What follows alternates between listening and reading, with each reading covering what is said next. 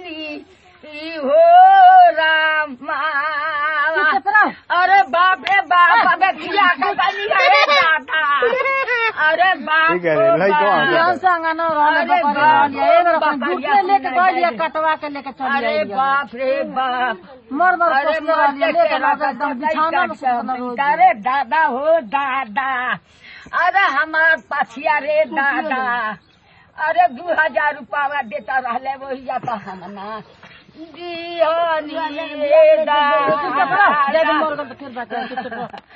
अरे बापो सभी पालवी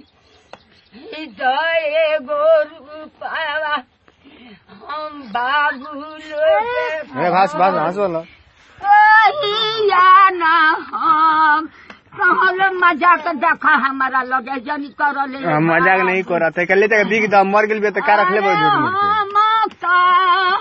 बिगवा दे रे बिग। अरे बाप रे, अरे बिकाई ना रे दादा। अरे हमार बच्चा हो दादा। अरे कहाँ कटले बा हो दादा। अरे बाप हो बाप। अरे कौन पीला रहल। अरे बाप,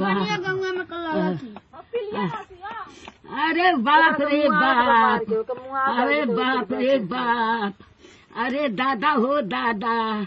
अरे हमारा बाबू के छोड़ दे। अरे बाप रे बाप। बिगवा बिगवा